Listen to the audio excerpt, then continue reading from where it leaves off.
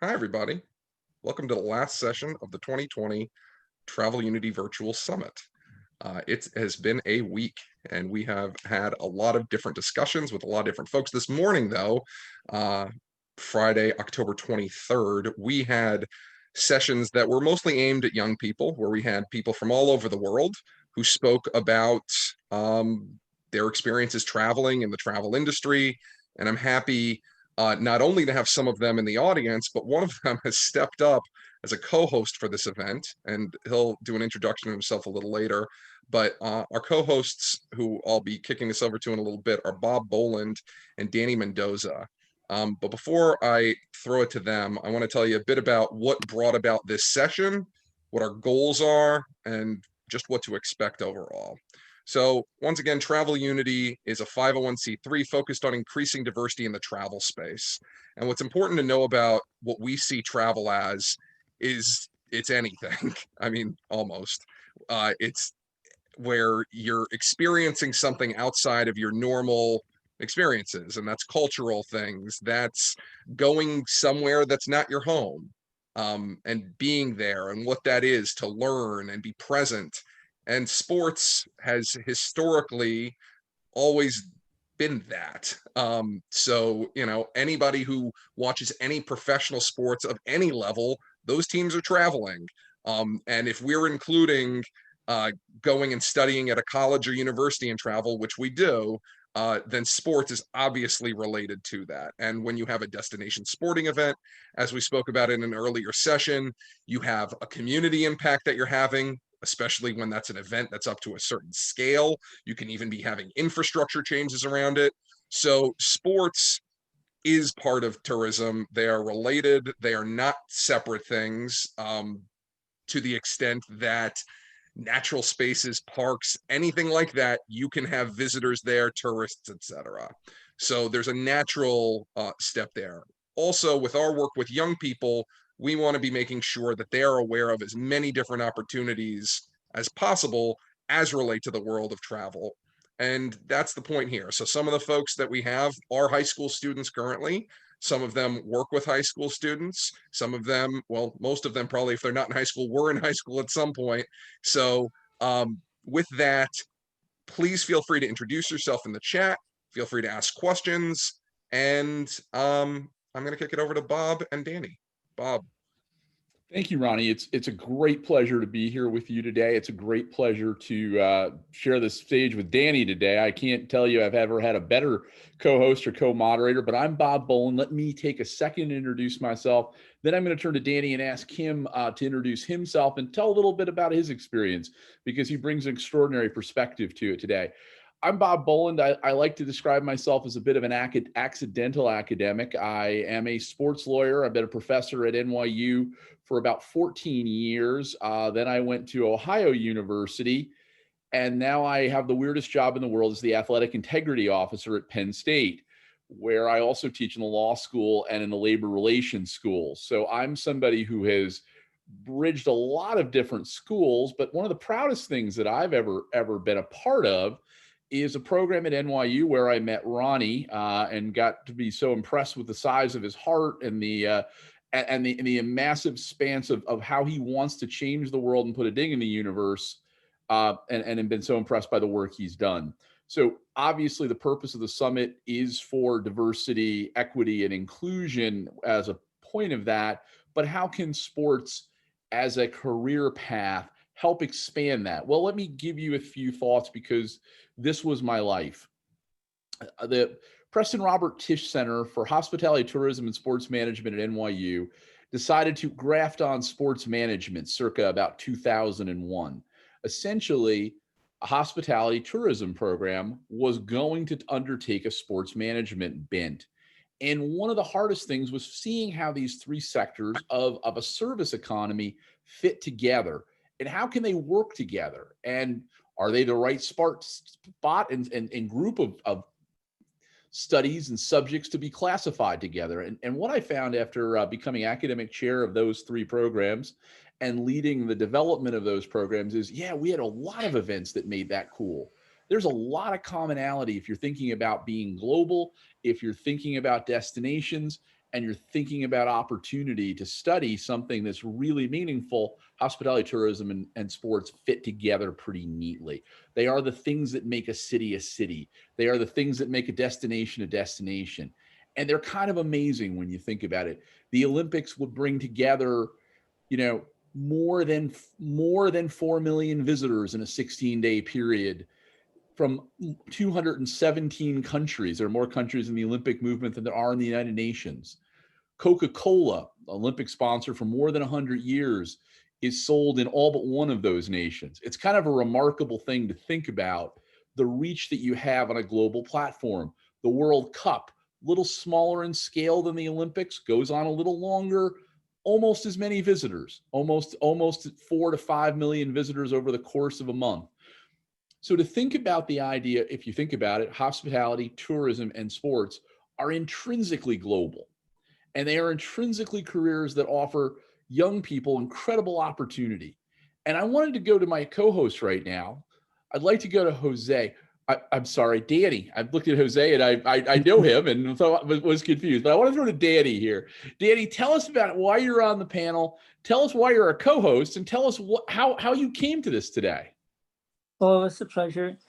And it's actually a little crazy. Today, my teacher, Mr. Joseph from Richmond Hill, he told me to join a meeting about travel unity. So I was like, why not? Let me join. Let me knowledge more about myself. Let me put myself in to know more people and to learn more. Well, let me get some data on you. You're a senior in high school? Yeah. How old are you? 17. And Richmond Hill in? Queens, New York. In the beautiful borough of Queens. That's awesome. So, and you're thinking about what the future holds in college and career? In sports management. In sports management. What prompted your interest in that? Well, it's pretty crazy. Last year, I always wanted to do business. That's what I wanted to do, but I never knew what route to go in business. There's so many routes to go.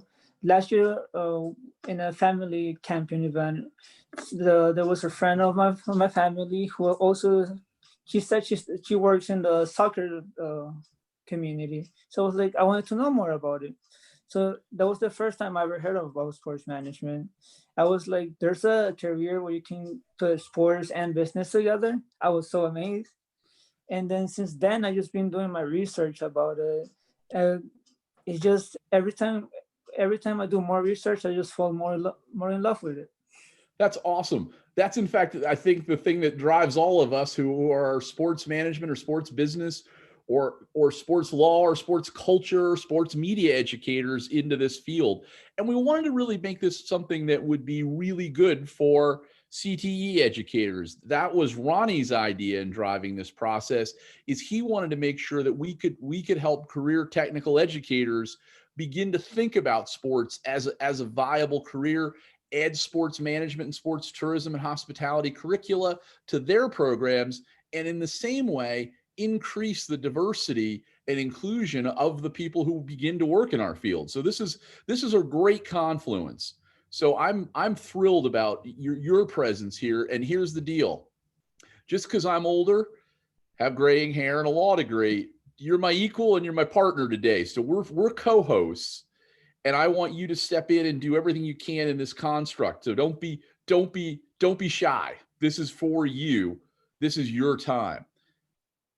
Anything you want to add right now? Yeah, something I want to add is the first time I introduced my family to me wanting to follow sports management, they were all first like looking at me weird. They didn't know about it. And then they thought a sports management just like as a hobby or something like it's not really like reliable. And then I just kept doing more research. And like I said, every time I kept doing more research, I fell more in love with it. At first, my family just told me, why don't you do just finance? And then maybe in the future, if you want, just go to sports management. But like, no, this is what I want to do. I see a future with myself with it. And I just like it. That's an amazing thought.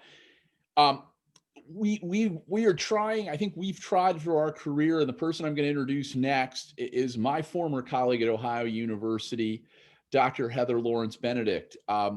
when I got to Ohio at NYU, I'd sort of put together the sports tourism curricula that began to be a course and a program, and it included foreign study.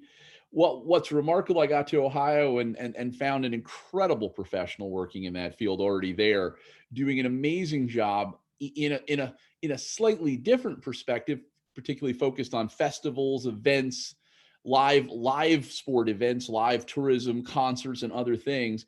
And then I also found that she also taught our diversity education program in an amazingly powerful way.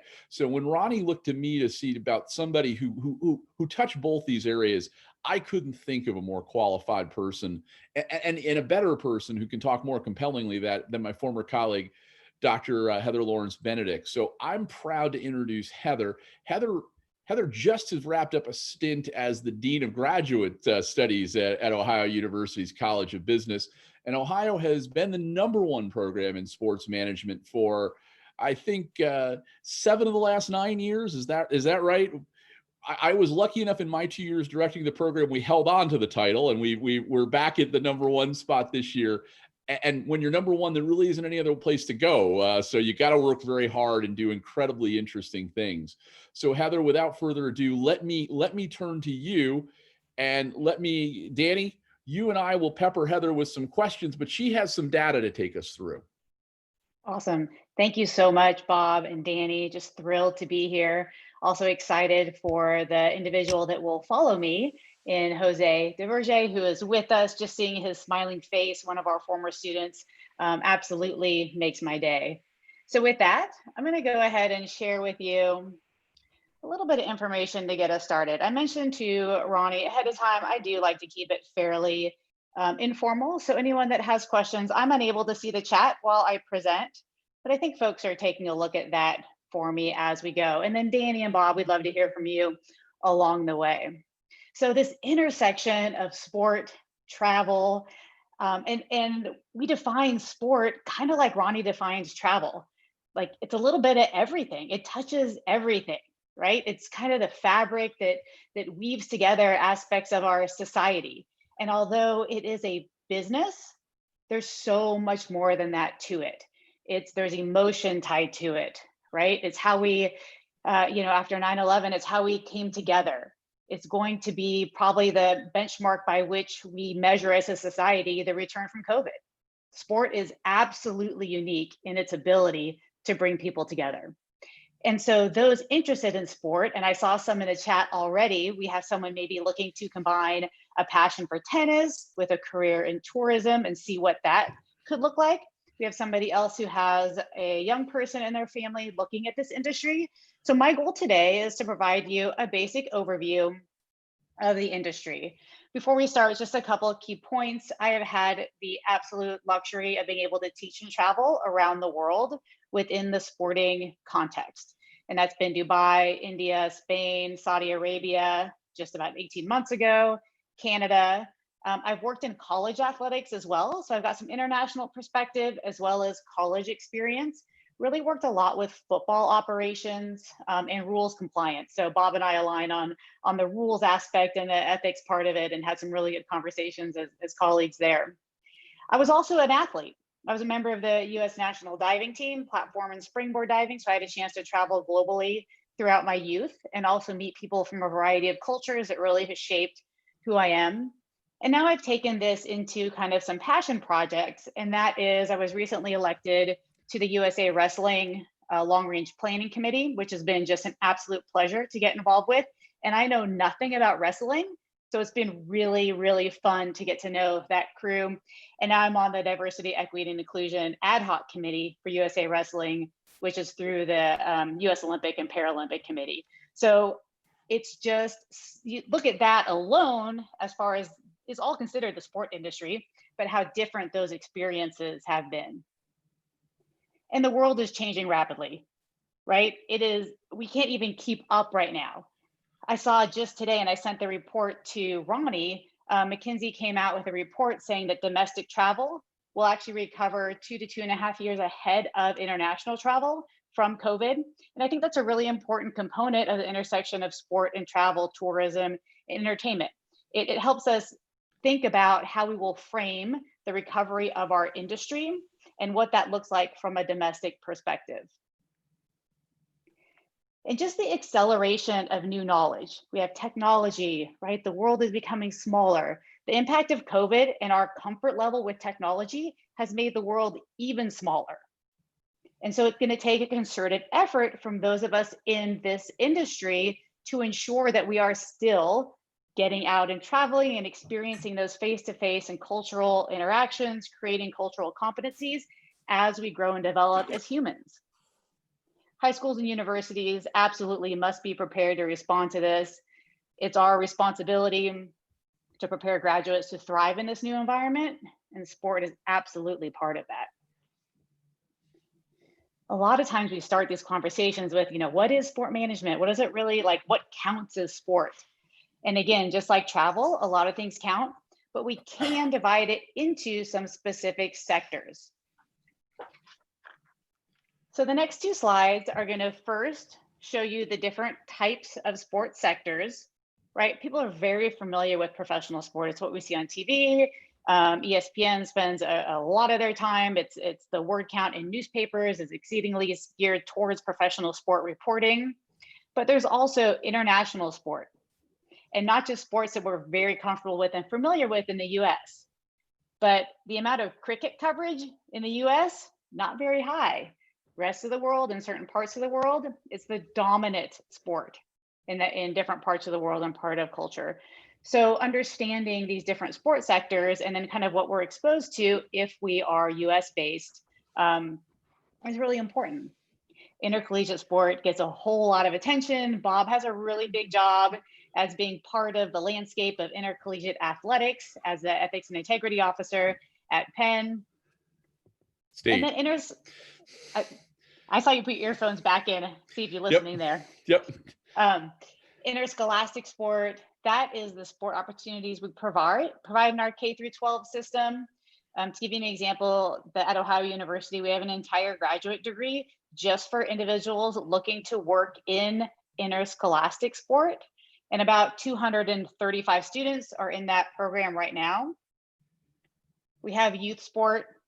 So we could probably have an entire other session and debate different aspects of where youth sport stands today. But youth sport and travel tourism with youth sport is a tremendous aspect. It's a huge segment of the sporting industry, especially in the US with travel teams. Families are choosing where they will spend their vacation based on where their child's sport event is for the year. And so when you think about that as a point of intersection, it's important. Recreational club, tennis, golf, and even other things that might be university related sport, but are more club sports. And I will include esport in this, and that could also be another debate. But you can't ignore esport. It's part of our industry. And whether you think it's entertainment or an athletic endeavor really doesn't matter because it's part of the landscape of sport management. One thing I want to add about esports is the esports community is growing each year. It's growing a lot. If you see, let's say, let's go with soccer. The FIFA is a soccer game, and you have people from all around the world competing just to play in FIFA. You have people who are left everything just to play professionally in a video game. I know it may sound crazy, but there's tournaments all around the world. One FIFA tournament can win you $100,000, sometimes even more. So every year it's just keep growing and growing and growing. If you go to Europe, Asia, South America, soccer is one of the main sport. And some people who cannot play it physically, they go to the video game to play it, and it's just amazing. You're spot on. There's over 175 competitive college esport teams in the United States alone. There are venues that sell out 75, 80,000 people that will go to a venue to watch a esport event live. And it's truly an international endeavor. There's an entire segment of people leaving athletic performance coaching, like strength and conditioning coaches, that are going to performance coaching of esport professional teams. So it's an entire emerging segment, and it's really fascinating. We have a lot of folks that work in the sport industry and work either for an agency or a brand. And what that means is if you think of the Olympic Games and the sponsors, there are individuals that work for large agencies, and Wasserman is maybe one example. There's a lot of them. And what they do is they work with different brands, and that might be Coca-Cola, which was alluded to earlier. And they try to create value for the partnership. And you think of a NASCAR event and the type of logos that are on that car, somebody is managing that relationship and making sure there's a reason that brand wants to remain on that car in a certain place. And those are just the sectors. Here is a fun graphic, and I have to give credit. And if Ronnie's on, he can tell me the gentleman's name from last week that suggested this. Thank you. Dr. Damien Duchamp, who's on our board of directors. And also, Heather, not to interrupt, but at some point, Kristen Lamoureux wrote on the chat that she thinks the whole idea of, I'll just read what she said. Something that Danny said that was really interesting is the whole area of electronic viewing, either of real games or video gaming. We'll love to hear more about that as part of sports management. So I do think that that relates to some of the stuff you're saying here. Yep, fantastic. So it got really small really fast, and we still left a lot off this. And I think like Bob's job's not on here. This is just a visual, and we are going to spend some more time building this out and hopefully create a handout that Ronnie can use. Maybe we can put it on the website and can be downloaded with some additional information for some of the educators that might find this helpful. And I'm not going to go through all of them, but this is just a quick brainstorm of the types of careers that are out there to support one athlete. So Bob, I don't know if you have anything to add on this or if anything sticks out to you. I think that's absolutely spot on. And I was going to say, you probably got me under governance and legal, although I'm team league governing body. I'm entity in this case, the university. But yeah, if you think about it, just in my office that I have about 11 full-time employees that work with me on compliance and ethical issues. I coordinate with other offices that do amazing work on that. And Penn State Athletics is just one university, is about $160 million annual business with about a $3 billion set of assets in its quiver, and we're only one of the institutions that compete in college sports at a high level. So the opportunities continue to grow. I was going to say the one thing we haven't talked about, but and one that will be talked about more because it's all over advertising. We're seeing a confluence of sports content and sports wagering issues as now that sports betting has been legalized in the United States. So some of the work that some of you do with esports may also blend gaming and betting as well. And I think that's a wave of the future kind of idea. It's a great point. And honestly, I had the one point we couldn't decide whether or not to put on this graphic was gaming and betting, right? We just could not decide if that belongs attached to an actual athletic career, but it's a market segment that cannot be ignored. Anyone entering many of the aspects of sport at least has to have a working knowledge of the industry. Yep. So there's a lot more to it. And I know we'll be sharing this deck. There's nothing secret about this whole thing. I'm happy to provide it to Ronnie, but because of time, we won't go through every single area. The one thing I can tell you is that there are a variety of ways to become an accidental academic or even an accidental sport practitioner. When you look at these, the entry points range from travel industry, tourism industry, sport management as a standalone entity, business, coaching, legal operations and law. So you can see that you can get into communications is a big one. So there has to be an intersection of disciplines to help us support the next generation of sport professionals. There has to be. Anyone that doesn't provide that well-rounded conversation is doing students a disservice. Heather, I'm only going to jump in for a second on that graphic because it's so good. The only way I think we might I'm not available right now, but if you'll leave a message, I'll call you back as soon as possible. Thanks. The only way we might improve it is to go through the At the chronology. tone, please record your message. When you of finish how it recording. looks.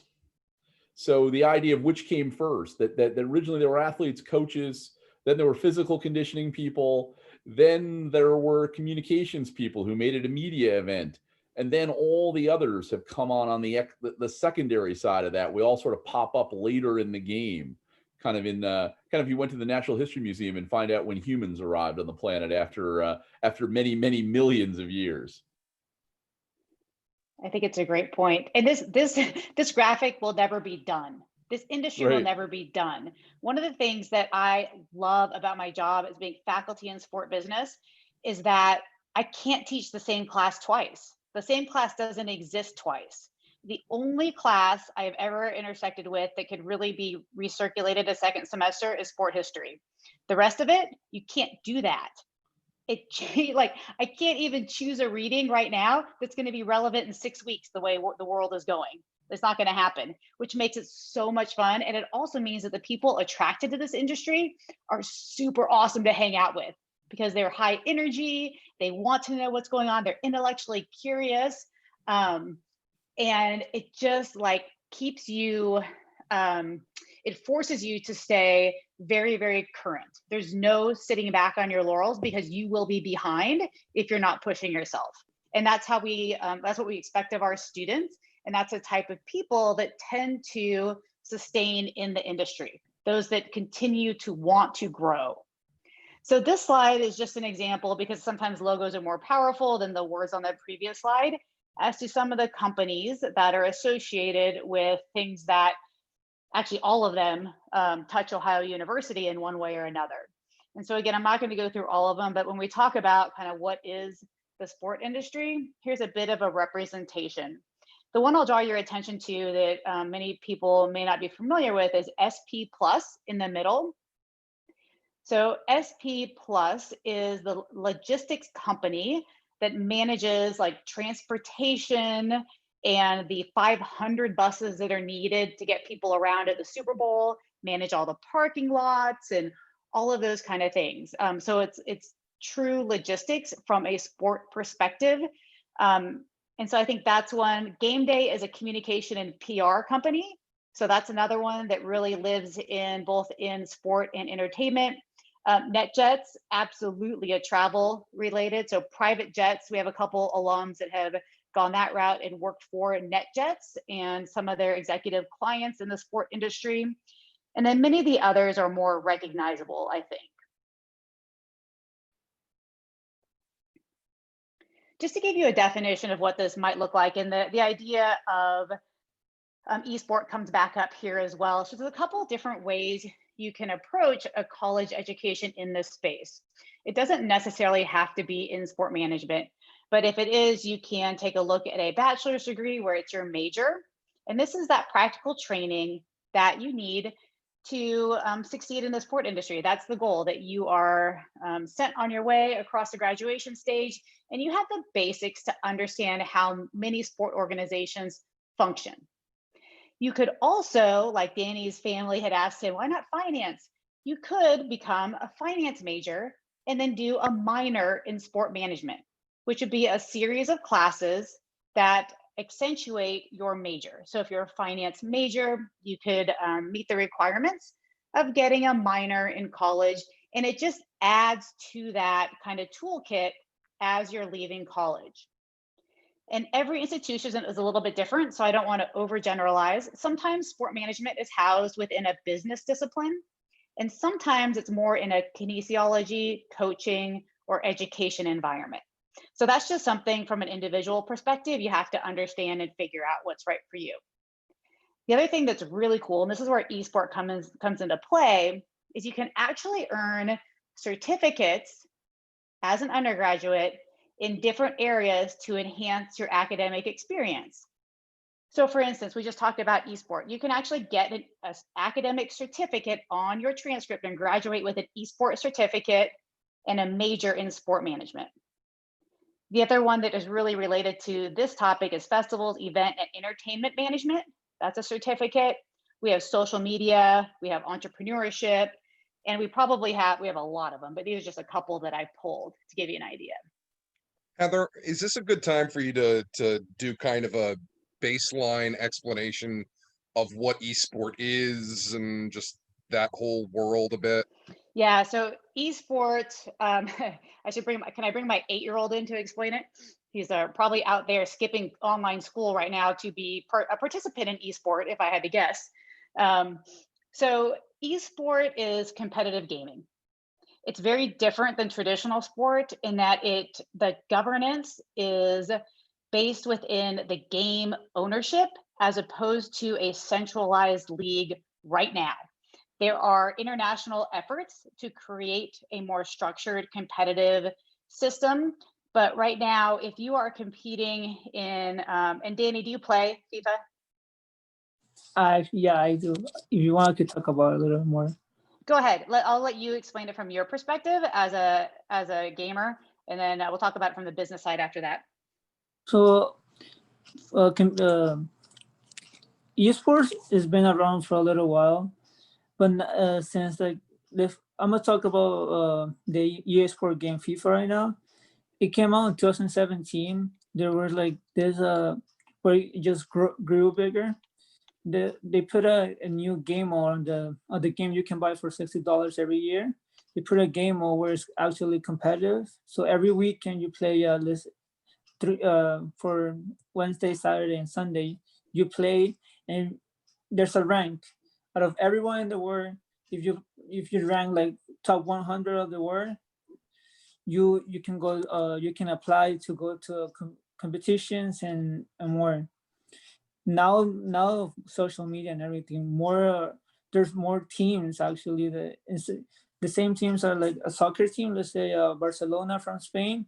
Now they have their own esport game in the back, so it's not only about the real sport, the physical game. Now every team has there's more teams of like the esport game. Also in other games like Overwatch, Call of Duty, all of more people, more organizations are like deciding to go in that way, just because it's growing. Everyone likes, let's say, every teenager likes to play video games, and now when they see money into it, they like and competitive, they go in that route.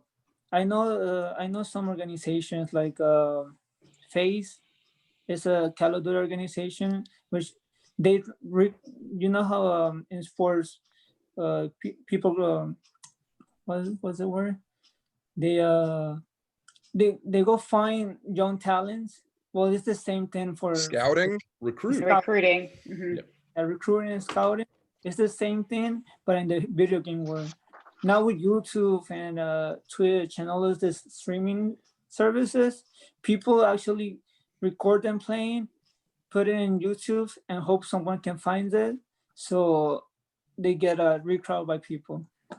It's the ultimate democratized sport in the sense that all you have to do is play the game somewhere where you are in the world and somebody else can find you, right? So I just want to emphasize, though, if I'm Danny's family, who's like, sports management sounds like a hobby, this sounds even more like a hobby. So where's the money here, Heather? I'm happy to share that with you because we invited about 4 executives in esport back for a weekend academic seminar, and these are millionaires from their work in esport. So the professionalization of this, everything from the physical training to the actual athlete. So you have to separate the business side from the athletic side. So to give you an example of the type of skill sets you need to succeed in esport, you can go kind of the gaming route, programming, things like that, creating the games. There's graphics and media design. There is sponsorship sales, which is taking off. And folks that are from a traditional sport background have really struggled in this area because esport has no interest in buying into traditional sport models of sponsorship. Recognize that it's tough. So people like Danny that have grown up understanding the industry will take it to the next level. I guarantee it. You also have the production side of it. A good friend of mine, Dino Hall, has produced all of the latest EMLS tournaments out of his living room. So those tournaments, right, are running live on television stations in addition to Twitch in some instances. So there's TV production and video production skills that are part of it. And then there's the basics of managing the team as far, just like any other professional team, with front office and recruiting and moving players up and down from teams. It's big. It's really big. it's also a place where people that own professional franchises and other sports investment entities are considering this as part of the diversification of their sports enterprise. So they're talking about building arenas that can house an NBA team and an esports team. So it's a big piece of high-level private wealth people's investment strategy in sports as a business. And that's another really important piece of, if you think about sports, there is the idea of just this extraordinary level of entrepreneurship and wealth that enters that field. I think that's a great point. Ronnie, did that get it where you wanted us to head for now on it? Yeah, Kristen, was there anything else you on the esports side? Okay, yeah, no, that's good. Thanks, Heather. And actually, the one piece I left off, there's an entire segment of the medical industry that is evolving to support esports. And 4 years ago, I did a presentation at what is now Sports ETA under Al Kidd's leadership. It was prior to him taking over, on the growth of esport. And I actually had one of our orthopedic surgeons go with me to the session. And we did a session on the development of esport and both the pros and cons from the youth side of esport. And now, fast forward a couple of years, Cleveland Clinic has an entire unit dedicated to esport and health. And it's not only physiological research related to kind of reaction times and things like that, but it's the actual orthopedic things. And like these venues have sleep pods for the players to take a nap. It will be the biggest difference. You know, they are. Oh, I'm sorry. Did somebody have a comment? No, I think you're good. Okay, great. So it's different. There's nutrition stations, there's sleep pods in the venues that are designed just for esport. I shouldn't even say it's different, because when I say it's different, I'm framing it within traditional sport. So it is what it is. It's esport. It's just another opportunity for people. So I've got just a few more slides, and these are a little bit faster and mostly geared towards the folks that are on the educational side of this, or maybe want to have an understanding of the type of folks that we tend to see drawn to this area, and maybe what you can do within a kind of K through 12 setting to expose people to this, so that somebody like Danny might be aware of it a little bit earlier in his high school career. So the type of students that we see in programs like this maybe have been athletes. They've been exposed to this, but they don't really understand kind of everything that goes on behind the scenes, right? So we see a lot of student athletes and athletes that are interested. We also see folks that are not athletes, but are always the ones that want to know what's going on with the sports, right? And so just keep that in mind. People that are drawn to traveling, that have that curiosity about something else, and really even from an academic perspective, that would be something to kind of watch for. I mean, people that are go, go, go. I always use the example that, you know, I worked in event management for quite some time, and I could be in a suit and tie in an executive meeting with faculty senate, and then 15 minutes later, I was under a desk making sure the cords were plugged in so for the scoreboard correctly, in, you know, my grubby clothes getting dust all over me. And I did not, I love that. I don't want to be someone that's doing the same thing every day. So that's something to just kind of be aware of. People that are competitive, right? So that is definitely something that we see. Being culturally curious. Sport exposes you to all sorts of different people. And you always say that your differences go away in the huddle. And it's true on the business side as well. The environment in sport, like if we don't work together, everybody fails. So you start to really, really value differences in how you try to achieve your goals. You get fired up when somebody else achieves, right? Because the reality is many jobs in sport have nothing to do with you. All you're trying to do is be invisible to the athlete's success, right? So you have to care about helping others. And you could be introverted or extroverted. I think some people have a preconceived notion that people in sports are all like big egomaniacs and really extroverted. And that's actually not true at all. I happen to be incredibly introverted, and still, you know, it's a fairly balanced industry with respect to personality type.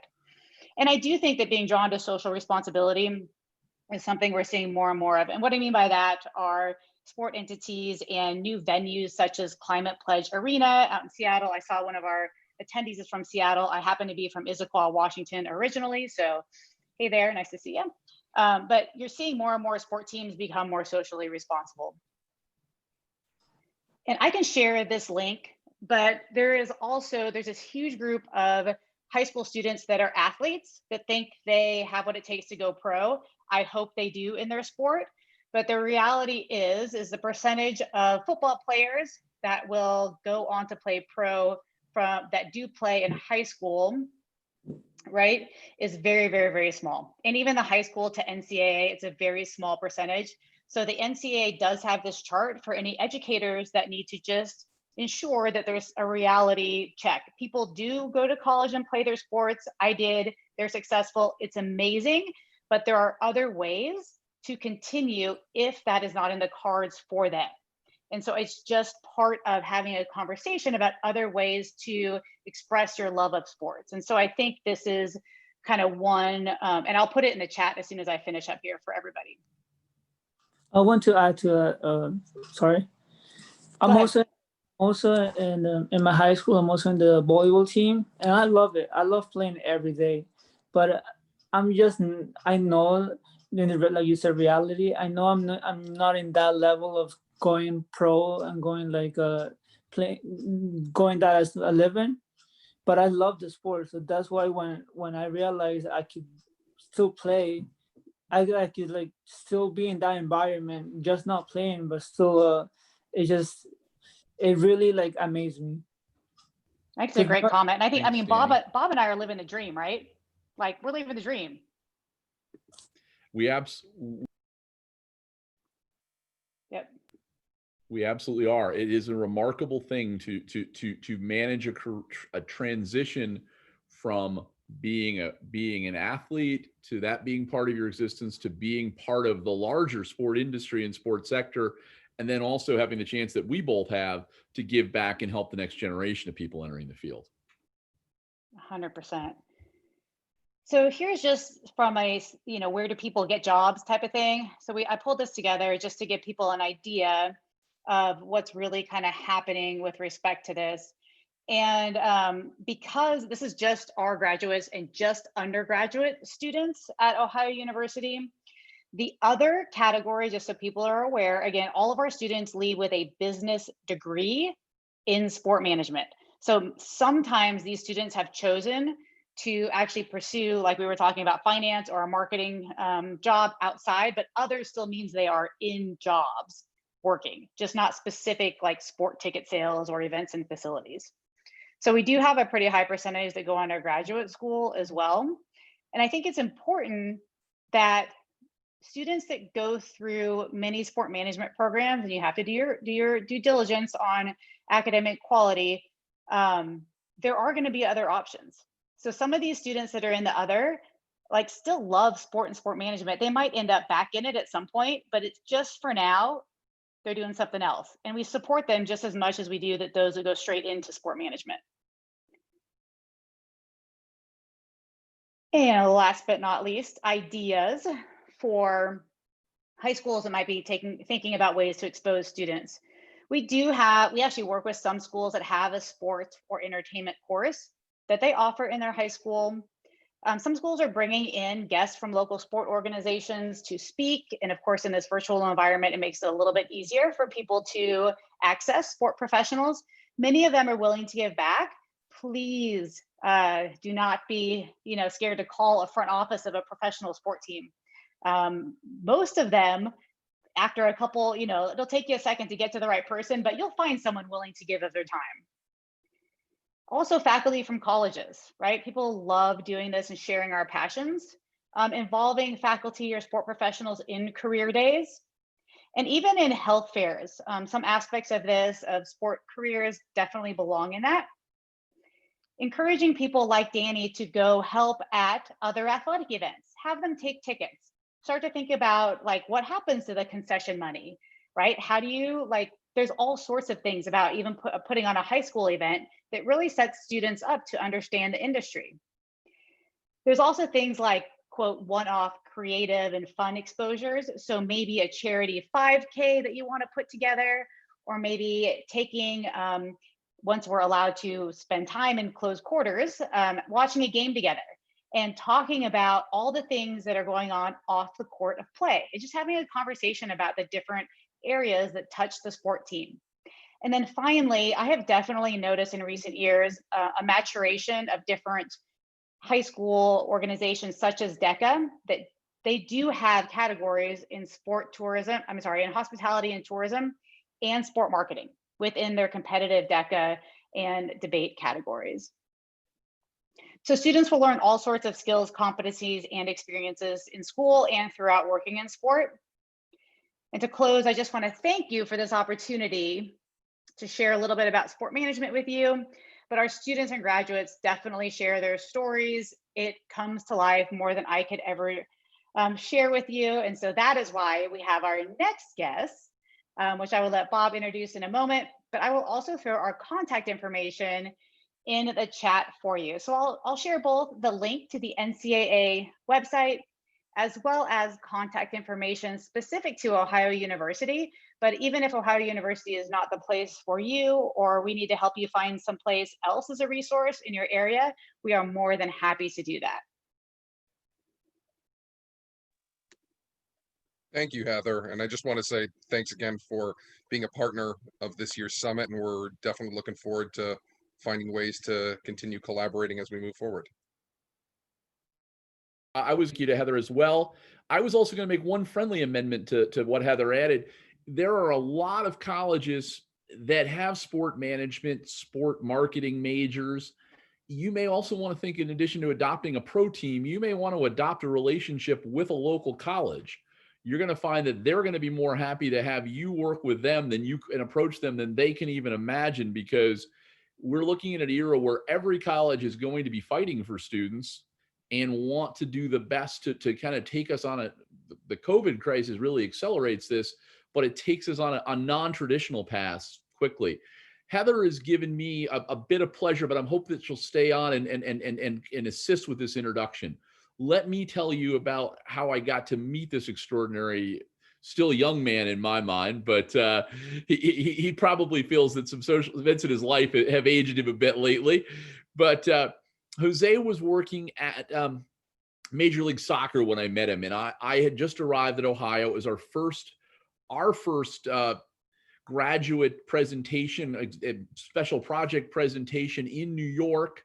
I got to meet him at Major League Soccer, and my God, he knocked my socks off. I've never met somebody who had so much energy, so much worldliness, so much ability to kind of pull things together. And what Ohio did so well, and I have to really take my hat off to that program, it kept its graduates so close. That this is one of the things that's remarkable about this field. There aren't a lot of people in it, and the people in it will hire and fire, and hopefully not fire too much and hire more, but we'll stay in each other's lives through the course of our time in that one. So Heather, I'm going to let you give the full introduction, but I can't be more happy today to have Jose here. And if there's anything that I've missed, I'd like you to catch for me. Fantastic. Thank you so much. And Jose, always a pleasure to see you and appreciate your time. And I definitely went longer than expected, so I appreciate you hanging in there with us. So Jose and I go back to his time at Ohio University and one of our standout graduate students there. But as Bob alluded to, not only does Ohio University do our best to continue to engage with our graduates, but we truly consider these students our friends and that we are alongside them for their professional journey. I hope that he and other graduates feel like they can always reach back out throughout their career and that we're always here to lend an ear if they need. Jose's career overall is nothing short of stellar, nothing short of stellar. So he is currently at the Players Tribune. He's a director of brand partnerships, but if you did a walk back, looking through his career, it would look like he planned it step by step. And I know there's no way he could have. But what he has done is set himself up to excel, whether it's in this job for a few more years or whatever comes next. There's literally no limit. And the reason I really wanted Jose to be part of today's session is that he is born and raised in Brooklyn. And he left for Ohio University for his education in a totally different environment. and really had some specific goals coming out of school. And to this point, I think has met or exceeded all of those goals. So I want to let him have the floor here and share his story. Hi, everyone. Happy Friday. Can you hear me okay? Thumbs up? Good. Awesome. Well, first off, I'm humbled by the introduction. Thank you, Bob and Heather. Ohio University has been an anchor for me throughout my career and just figuring out what I wanted to do. And I'll share a little bit about that. But before I get started, I actually want to applaud the students that are taking the time to be on this call. When I was your age in high school, I was not thinking about my career and probably not as mature as you each are in understanding, making the time at this time in your lives specifically. And Danny, you're doing an amazing job as a co-host, brother. Keep it up. As Heather mentioned, I still live in New York City, so hopefully we can get together at some time, and happy to connect. Look, for me, and hopefully my story resonates with each of you and some of the students that you work with, if not all the students that you work with in some form or fashion. But my story is truly a story of just ambition that has been a result of exposure. And what I mean by that is, as Heather mentioned, I was born and raised in Brooklyn, New York. My parents are from the Dominican Republic. Grew up in a household where my parents spoke no English at all. So it was only Spanish at home and English outside of the home, and throughout the community and school, etc. And like many other youth in New York City, there's a large portion of us growing up where you're really confined to your zip code, right? You only know what's happening within your zip code. And for whatever reason, whether it be lack of resources, lack of access, lack of motivation for different reasons, you don't really have a good sense of what the possibilities are and what the rest of the world has to offer. And thankfully, because of sport, I was able to meet different people from different walks of life that really struck a chord with me and just opened my mind. And it led me to this journey, which I'm still on today. Initially, it had started for me with a travel baseball team. We had a team in Brooklyn, New York called the Brooklyn Bonnies. They've been around for about 55 years. It's a youth club, and it was originally designed to just keep kids out off the streets. And what just so happens, you find that you have a lot of talent in these areas. So I played on this youth baseball team, and it's a mostly minority baseball players. And I was 14 years old, and I played in a tournament where the winning team would then get a chance to go to the World Series and represent the New York region in the World Series. We played in a championship game, and we lost to this team from another area in New York City, a more affluent area in New York City. The winning team would get to select 2 players from the tournament that they wanted to take with them that would be able to help the team. We played in the championship game. We lost, but I happened to have played really, really well. And I was one of the players that was selected. And the team that I was joining, no one looked like me. No one had my background. And it was really the first time that I was in an environment and hanging out with kids where their parents were doctors, lawyers, teachers, more white collar professionals, where in my environment, it was more so blue collar.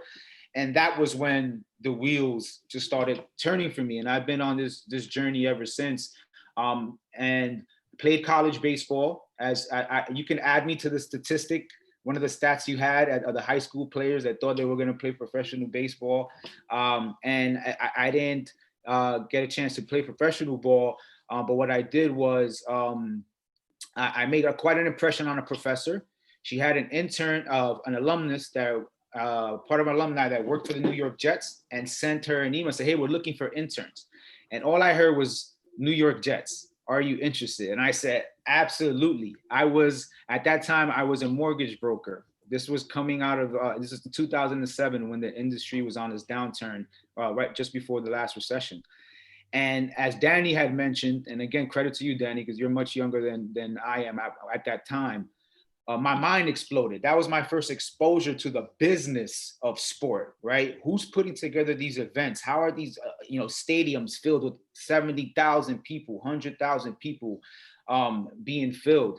And I started to really learn about it. And that's when I decided I want to be in this industry. I didn't know what I wanted to do, but I knew I wanted to work in sports. So my pathway was through some help with guidance counselor over at the Jets. So the Jets actually, and I think every NFL organization has counselors where they work with the players that might have left school early, but still want to continue on their education, all right, or want to go back to school to get their master's. So I was able to build a relationship with her. And what we did is we studied the people who had, I wanted to be a general manager at the time, which was the gentleman who would construct the baseball team. That's what I thought I wanted to do. And I got a chance to do some research on them, and they all had different pathways to how they got to their careers. Some had law degrees, some had their MBAs, some played the game. And I thought to myself, like, man, I think I could get my law degree. And no offense, Bob, but law was not for me. It not was for you. That's okay. Not for me. I learned very quickly. Like, I didn't want to do law. And so then I looked into the MBA, and then I found a lot about Ohio University and the dual degree program that they had. And it was an opportunity to not only educate myself, but also to really connect with professionals that were in the field. Ohio University has separated themselves.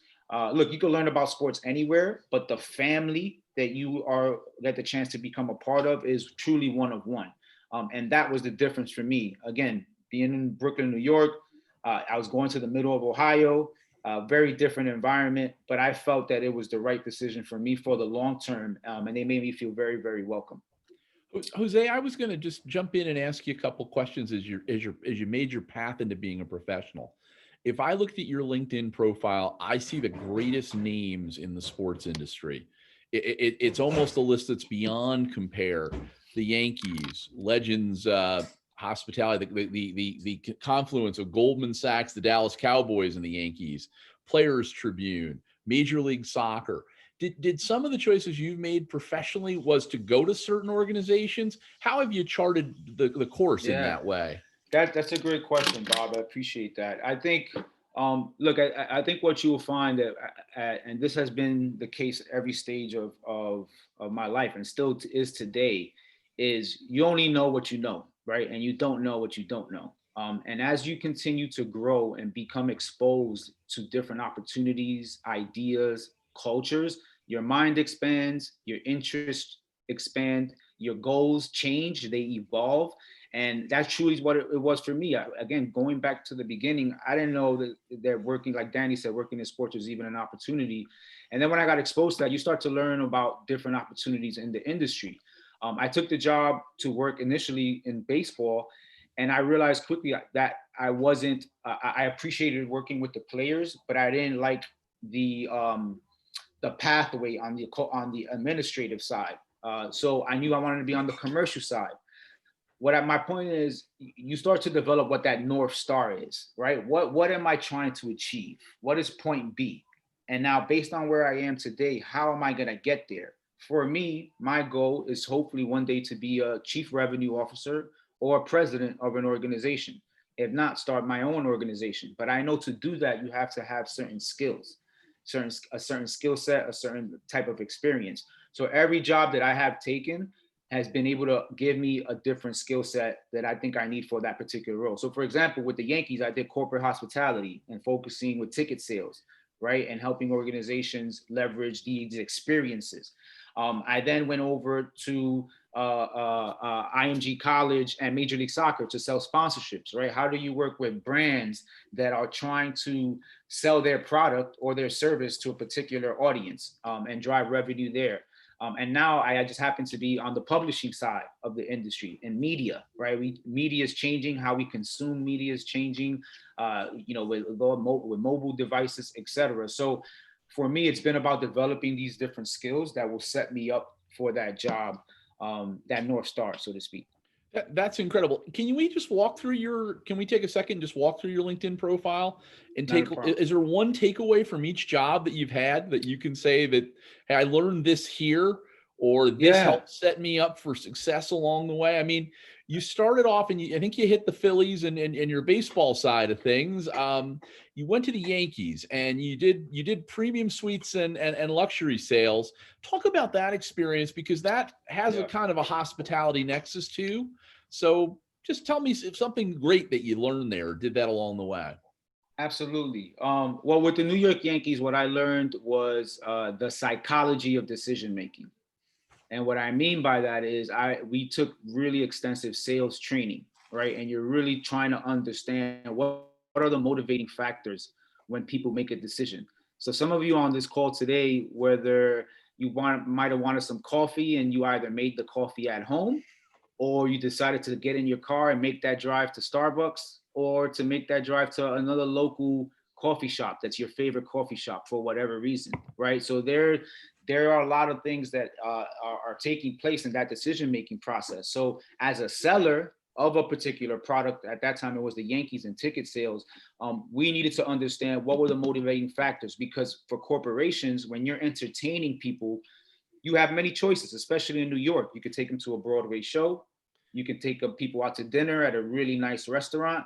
You could take them to a basketball game, a football game. Why take them to a Yankee game, right? And we really needed to understand that. So our sales training, it really helped me out to understand people, how to establish relationships, build relationships.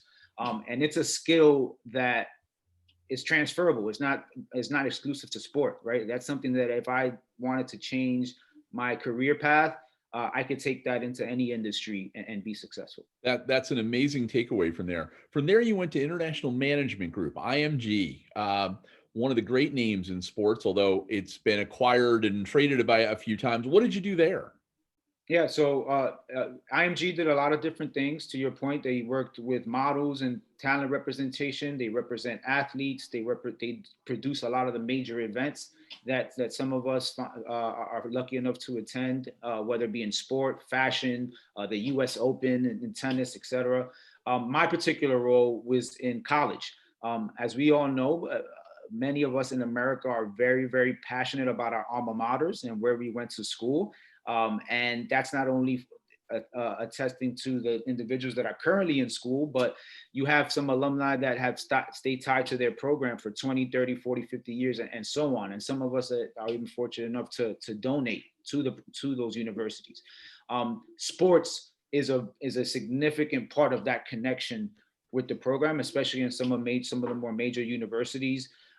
So what they've identified is that there's an opportunity to drive revenue as it relates to as a result of those passion points.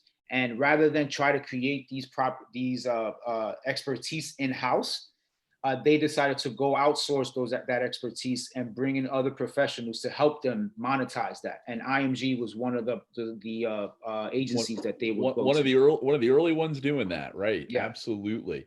Anything you learned or took away from that experience?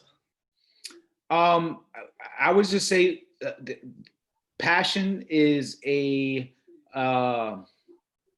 very few things can compete with passion as it relates to driving a business, right? And I think every brand in the world, from your favorite cereal box to your favorite coffee to whatever service it is that we as people look to from a day-to-day basis, every brand is looking to how they can become a passion point for their consumer, right? And I think that's one of the things brands look to sports for that, right? A lot of brands spend in sports because they want to align with that passion point. And I think that college sports is probably one of the most passionate environments that you could find. It is one of the most passionate environments you'll ever find, and people really do care about it. Your next job was the one I met you at, but let me, if you'll indulge me for a second to ask a question but tell a bit of a story doing it.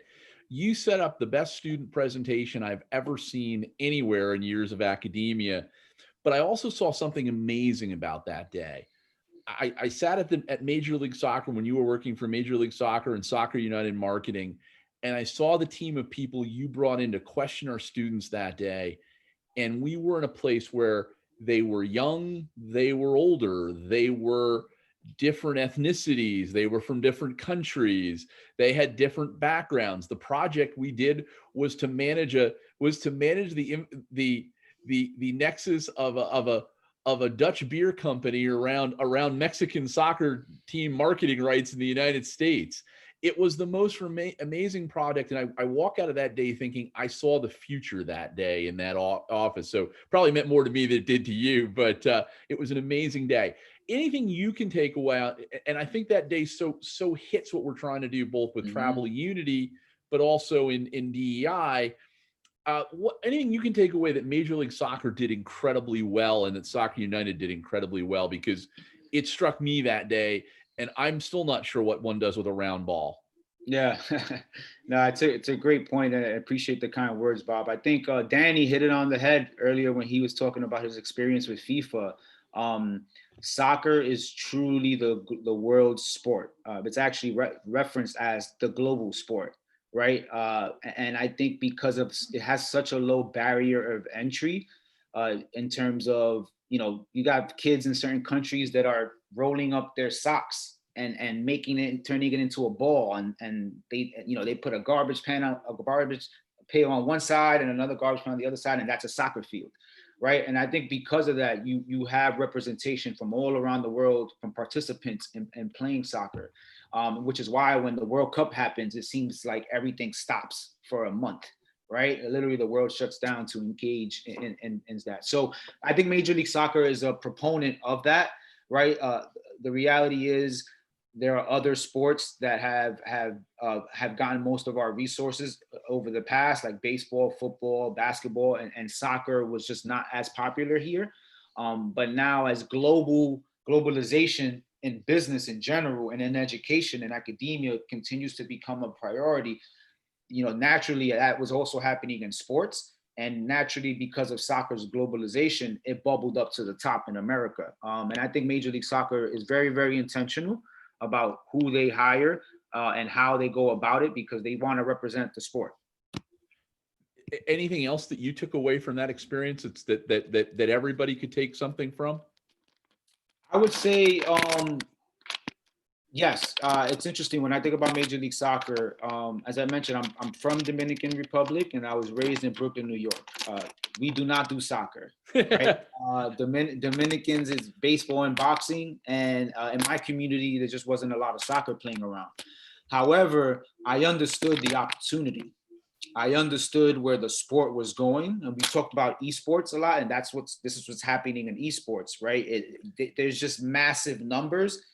Everyone seems to be excited, but few people understand what's really happening. And I think for me at that time, that's where I was in my career, where there's this rocket ship that's in the process of taking off, and I could jump and be a part of that rocket ship and just figure it out along the way, or I can pass on. I can give into my fear and not involve myself. I chose to take the leap of faith, and it was the best thing that happened to me. Learned a lot, traveled the world, have done business in Mexico, have done business in Europe, I've done business in the Caribbean because of making that decision. I know Danny, our co-host, has had to go move about a bit, but Danny, are you able to talk to us right now? And do you have a question for Jose? Has Jose prompted anything that you want to ask? Oh, yeah, I wanted to ask about the MLS. Can you guys hear me correctly? Yeah, we can hear you. Go ahead. Yeah, Jose, so does US, it hasn't, like you said before, it wasn't known about the soccer. It was all about basketball and baseball. But what I've seen in the past year in the MLS, the different kind of environment you see here is more like all the tension, all the marketing, all the events you see in one, like in the 2 hours you're in a stadium. It's just a different kind of experience you don't get anywhere else in the. So I wanted to ask you if you think MLS is gonna keep growing more, or right now. Yeah, no, it's a great question, Danny. And for those of you who haven't been to an MLS game, highly encourage you to attend just for the experience. You know, when you could see it a little bit on TV when you're watching baseball or basketball, most of the fans are sitting. You know, they got their beer in their hand, or they have their nachos or their food. In some cases you're like in a suite or in a private box, and you're more of just you know, you're at the game, but you're not necessarily engaged with the game. And soccer is very different. Soccer is 90 minutes, and you literally have stadiums where people are standing and chanting for 90 minutes. And you know, they're creating these flags and the painted faces, and they're in unison. So it's a very different experience, but that really comes from the global aspect of it, right? That's very common in Europe. That's very common in Africa and all other Asia, all other continents around the world. That's something that's a part of the sport. And that's something that Major League Soccer has been intentionally, I sat in rooms when we were building out the strategy. How can we improve the fan experience? And that particular topic is an example of that. So to answer your question, yes, it's going to continue to grow. I think we're introducing more and more people, especially Major League Soccer is doing a good job of speaking to the younger generation. It's more of a family environment. You have a lot of, you know, parents coming out with their kids as a part of the experience. And it's also something they've done really well with the millennials, millennials and the Gen Zs. So I would say that I wouldn't be surprised if in the next 10 to 15 years, soccer is considered one of the major four sports in the US. They're kind of outside of the major four right now, just based on size and revenue, but they are growing rapidly at the moment. That's great. And Danny, anything else before we go back to Jose and a couple more experiences to wrap up with?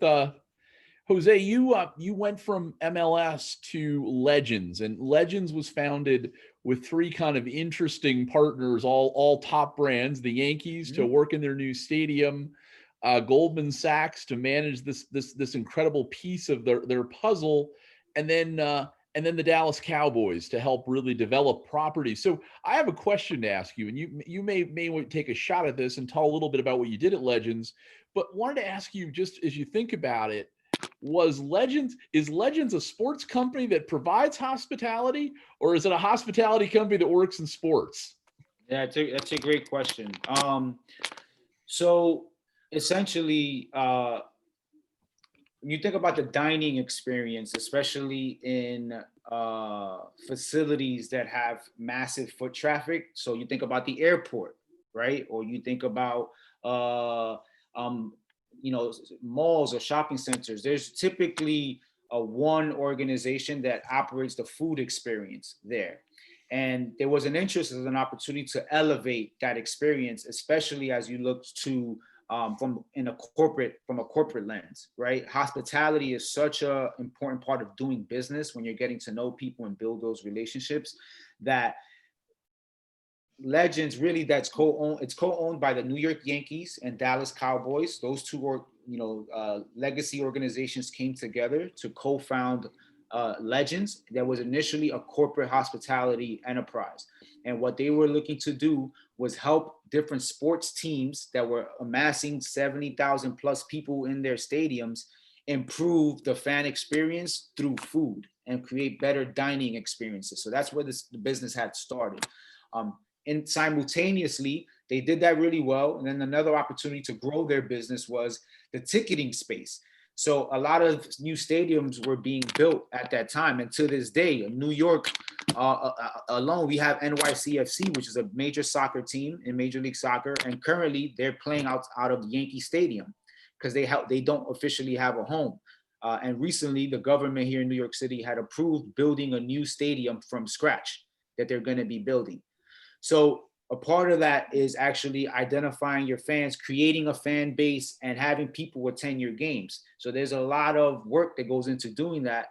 The Yankees and the Cowboys, who better to have in terms of expertise in selling tickets and having people come to your stadium and building your brand. So they created a sales arm of their business. So a lot of these other teams were also bringing in the sales arm for ticket sales specifically. Where I came in, for me, and the opportunity that I was given was the next growth opportunity for the business was corporate partnerships and working with brands, brands that want to use sports and the passion that fans have for sport as a mechanism and really an avenue to promote their products to those individuals. So we were building the sponsorship division, which we were representing new stadium projects specifically. So the new project in Los Angeles is a multi-district project, over 360 acres, has retail, corporate space as well, gyms, residential, and a massive stadium, all in one facility. And we were operating that entire project. And my job and my colleagues as well were to go find the right brands that see the value in having and aligning themselves with those projects. So I was doing that for about 2 years or so before joining the Players Tribune. What drew you to the opportunity at the Players Tribune? It was a chance to build another skill set, right? When I think about, again, going back to my North Star, being wanting to be a president or CRO down the road, I was able to do tickets, right? Check that box. I was able to sell corporate partnerships at the league level with Major League Soccer. Check that box. I was able to work on new stadium projects and really build infrastructure or be a part of building infrastructure. Check that box. What I didn't have experience in is media, right? And media is the driving force from a revenue standpoint in sports and many industries, frankly. But I didn't have that firsthand experience in media. And the Players Tribune was an opportunity to, one, continue doing what I love, which is working in sports and working with athletes. But most importantly, it was a chance to obtain new skills as well. So there was, what you'll find the common theme, a lot of the jobs that I've taken is that I know enough to do a good job, but I have a lot to learn when I get there, right? And that was what drove the opportunity. So I'm excited to say that I've been here going on 2 years now.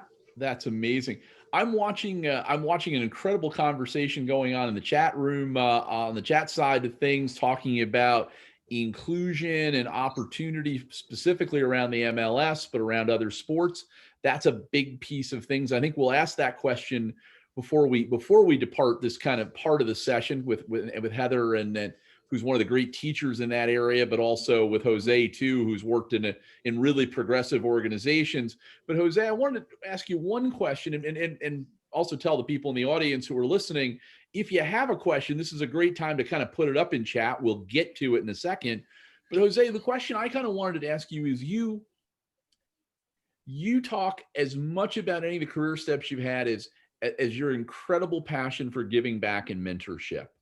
And for anybody who's like, you've had a great opportunity, a great run. You've talked about the people who helped you get those opportunities. And I wanted to kind of tee you up. Talk about what mentorship has meant to you professionally and personally, why you do so much of it, and how others can help be involved in that.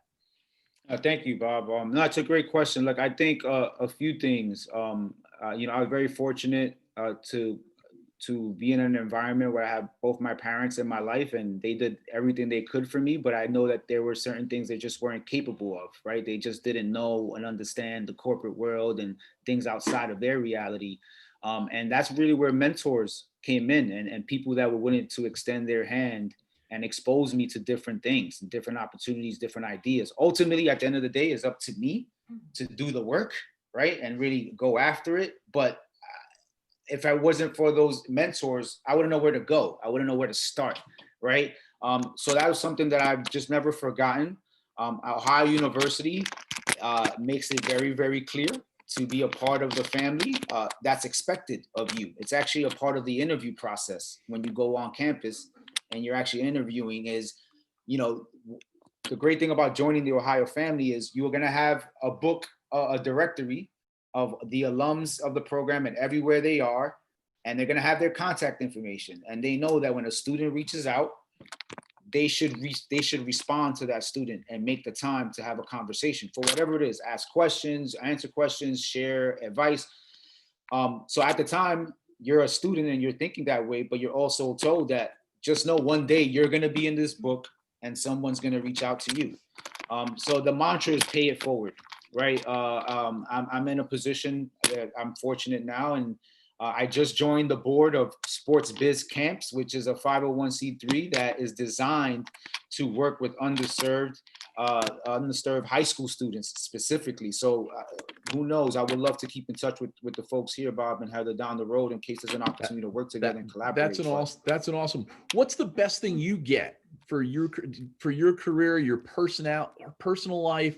What's the best part of giving back and mentorship in your own right? What do you take from it? Absolutely.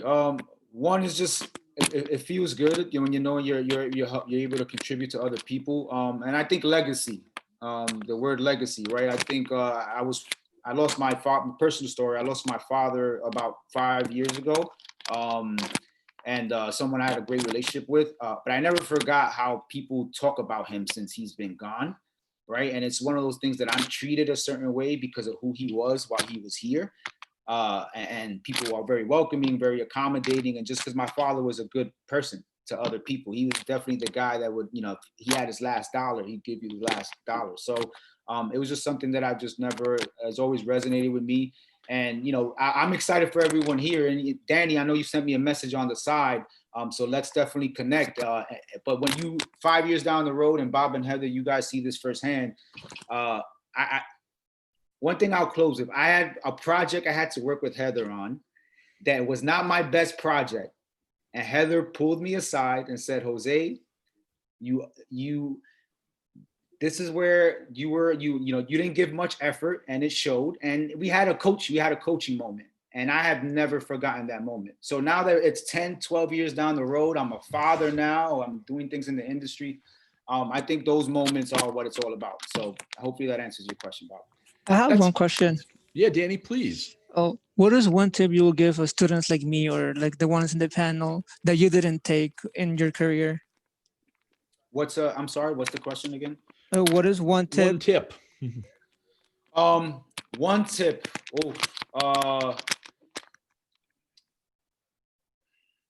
I'll give you one tip. So there's the word grit. Okay, the word grit. It's a combination of passion and perseverance.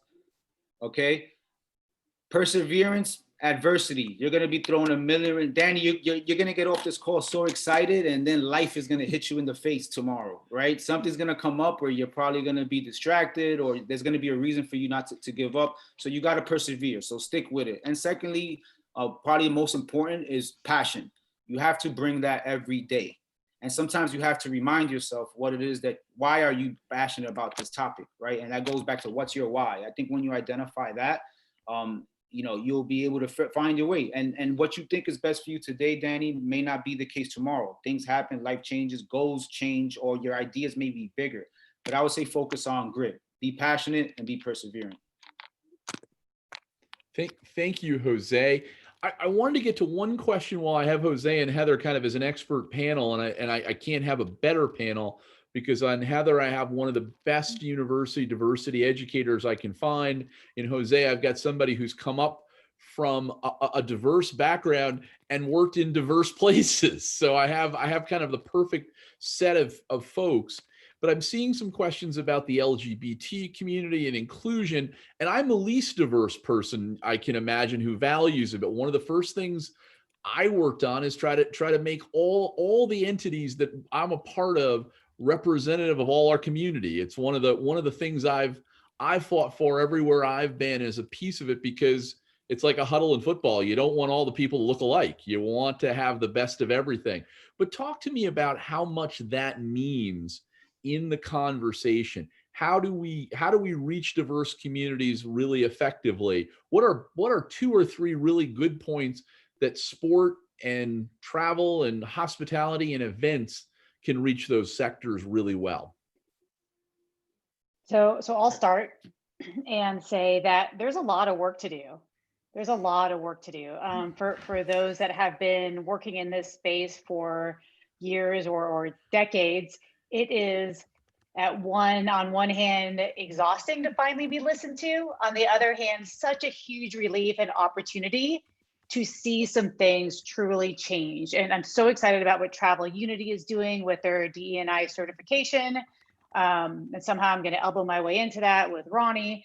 But sport is still navigating that, and we're seeing it.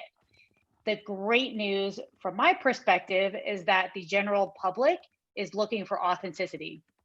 And it's very, very clear at this point when a brand or a team or an owner is not being authentic.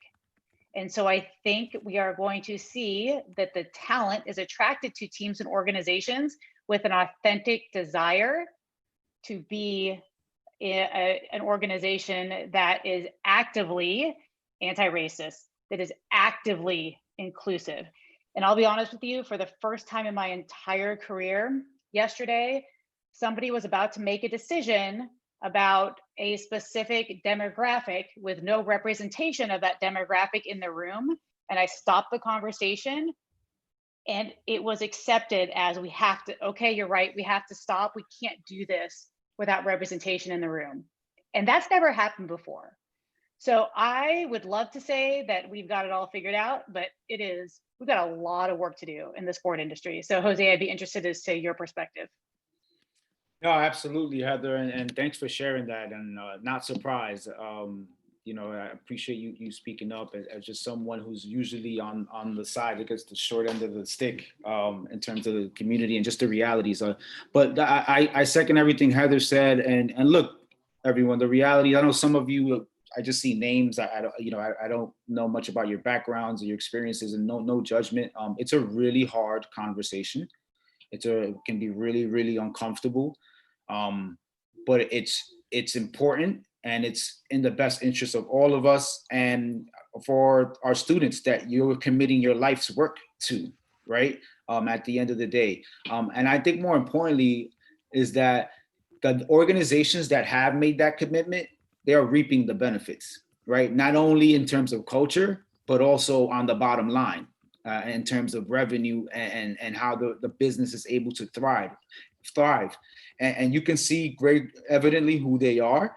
And the ones who are on the wrong side of history or have been on the wrong side of history, it shows as well. So, I'm excited to say that it's easier to have the conversation in the workplace today than it was before. I remember being told that I had to get rid of my accent at one point in my career, right? You hear Brooklyn and Dominican in every word that I was going to say, is that your Brooklyn accent you had to get rid of? Right. But there's a funny short story, but I think as educators, hopefully you can appreciate this. When I was coming into the industry, I was really trying to figure out who I was, like how do I show up? And one of my mentors, who's an alumnus from Ohio, is a white woman from Ohio, Alice Petzold. She told me one day, she jokingly said, okay, who am I talking to right now? I'm like, what do you mean? She goes, is this Brooklyn Jose or is this corporate Jose? Because there's two very different versions of you. And I didn't really get it at the time. It was kind of like just a joke and we moved on. But it has been something that has really helped me identify myself, my authenticity. Look, at the end of the day, you have to be a professional. There's no, right, that's at the absolute minimum. But I'm more comfortable in my own skin.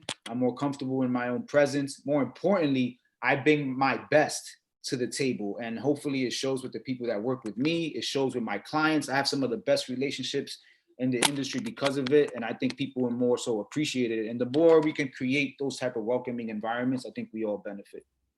I can't concur more. Sport does really belong to all of us. And it's one of the places whatever we are and however we define ourselves in that moment, it belongs to all of us. And I'm so glad that we're able to bring that to everyone. Let me throw to Danny, my co-host. Danny, are you able to kind of take it from the street of beautiful Queens County? Yes. Why don't you and Ronnie kind of bring us to the next round, which will probably be questions and some comments from our audience members who've hung with us this long. Guys, really quickly, sorry to say I have to skip off in about 5 minutes, but I'm happy to answer any. I have a 4-month-old and I'm on dad duty, so I'm gonna have to time out in a second. So I think the floor is Danny's. If you have any more questions, Danny, the floor is yours. Moderate moderate us on our way home, as they say in the television industry. Well, first I wanted to say something instead of a question. I come from I have my accent too. It's always, and sports is the one place where like it's not where you're from is not really important. It's more it's a different kind of environment where like you're in a everyone there is your family no matter where you're from. So that's why also I love the sports industry because even if in my high school, everyone there is from different kind of places. We have people from Asia, from Europe. But when we play in that court, we don't care. Oh, he's from Asia. We're all in one family. So and that's why I want like because I know I'm still young, but I was in one stage of my life where my accent it like blocked me from it stopped me from being who I am now. Didn't let me like be more successful. Like didn't take some opportunities that I could before just because I was like afraid. Well, that's an incredible step to learn at your age and your place to know that we have to practice our weaknesses, not just our strengths, right? Hey, anybody have any questions for any of our panelists so far? We'd love to take it. If anybody wants to jump in and kind of share a thought, this is a great time to do it. We've got a couple more minutes. Ronnie will tell us when it's time to go. But please, this is a chance for you to kind of respond to what we shared, and hopefully everybody kind of sees the value and opportunity for sport as part of career and technical education, but also as a chance to gain a foothold in greater diversity and greater inclusion, and to give people real powerful equity in their future. And I think that's a piece for all of us. So hopefully, thank you for listening. Please stay on, and Ronnie, we'll turn it over to you, and thank you for giving us this opportunity. Also, one more question. Oh yeah, Danny, you got it. You're from New York City, it's like me, and you went to Ohio. How did it feel to have a different environment your 4 years? Yeah, it's a great question, Danny. It was hard. It was hard initially because it was I knew what I was walking into, but I'm a person of faith, and I'm a spiritual person, and I felt that I gave it a lot of thought. I spoke with my family. I spoke to my mentors. I felt really comfortable with Ohio University and the educators there. I got a chance to connect with people I was going to be co-students with. So it was really about removing that fear and really just trying to understand what I was going to get out of the program and what the program was going to set me up for. And it's the best decision that I've ever made. Like I said, look, you can get your education anywhere, but who you choose to spend your time with will really make the difference. And for me, it was easy when I did my homework and I really educated myself. It was, again, I was making a sacrifice, but it was for the benefit of my future. And I'm fortunate to say that it worked out. Jose, I know if you got to take off, I understand, but Juan's question, I think, if you have a second for it, how do you overcome the stereotypes associated with your heritage? I know it's a deep one, but if you have a few seconds. Absolutely. Well, Juan, appreciate the question. And sorry, I didn't, as I was talking, I was trying to keep up with what's the chat. But look, I think, race, heritage, color, accents, those are things that are evident, but I would also say that I think regardless of what you look like, there's some form of challenges that we're all facing. I think what I've identified is people and my time, right? Like who I spend my time with, who I spend my energy with is extremely important. And there have been points in my career where I had to go through certain things just to like prove myself. And you have to really just challenge yourself, right? I talk about skills. Like there's times I've taken jobs. It's like, man, this job offers me the opportunity. I'm gonna hate it, right? I'm gonna be scrubbing the bathroom, the toilets for a while. But if I do that job well, that's gonna expose me to this, to X, Y, Z, or prepare me for this particular skill that I'm trying to develop. And once you get that skill, move on, right? Because unless that that environment is welcoming to you and becomes a part of your development, right, of your person. And at times I have, you look at my resume, and sometimes people look at it, will snob at it a little bit, because in some cases I was at a job for 2 years, right, or a year and a half. But for me, what I realized is I got what I needed out of that place, right? And I grew, and I was looking for the next thing. And if that next thing is at my employer at that time, then I owe it to them to stay there and grow within that organization. But if I'm ready for the next thing and that organization is not ready to give me that opportunity, then I owe it to myself and my family to go pursue that, right? And most of the time it was somewhere else. And what I have found is that the supportive, my best bosses that were great at their job and just great people, they were happy for me to make that move because it made sense to them, right? It wasn't, sometimes I had to check my ego, or I had to be patient. That does come into play, and you got to really coach yourself. But sometimes it's just time. It's just time to move on. And now I'm at a point in my career where you can't pay me enough to have a bad boss.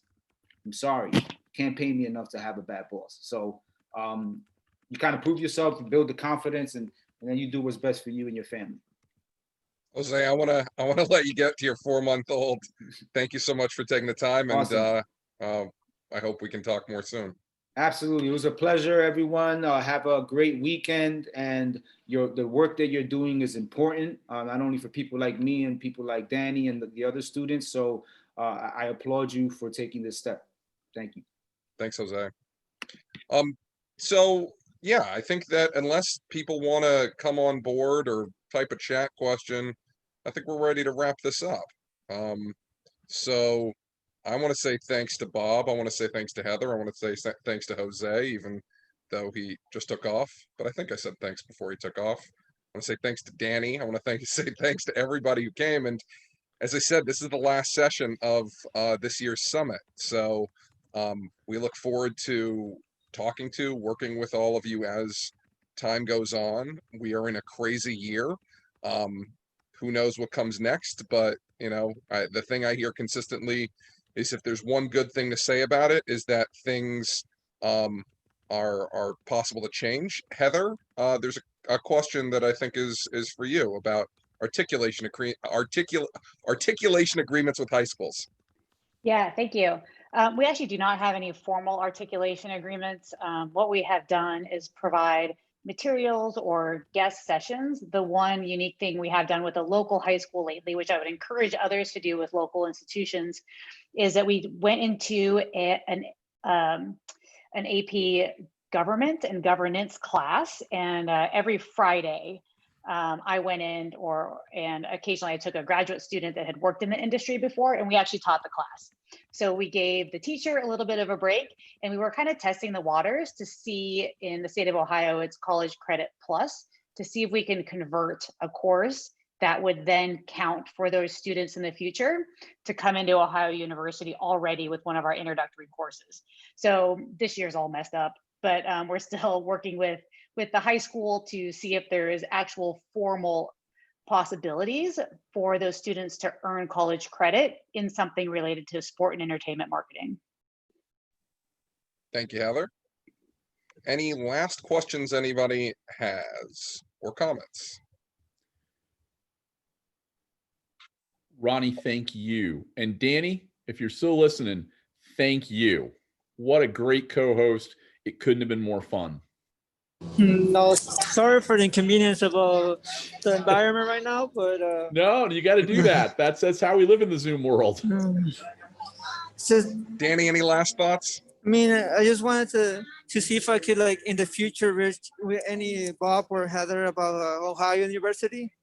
You can with me for sure. I've already connected with you via LinkedIn. Yeah, absolutely. Are you kidding me? I look forward to that, and to aligning you, maybe get you on a phone call with a student that's in our undergraduate program, so that you can hear it from someone that's going through it right now. Well, great. These are all the connections we hoped that we would start through this dialogue, and we'll keep going. And my commitment to all of you as the executive director of Travel Unity is that as we move forward, sports is going to be part of the calculation of what we see, because As we've heard, there is a lot of alignment with hospitality, with tourism, and with cultural exchange. So thanks to everybody. I will put my information in the chat if you want to reach out. It's Ronnie@travelunity.org, RONI@travelunity.org. Have a great weekend. Bye. It was a pleasure.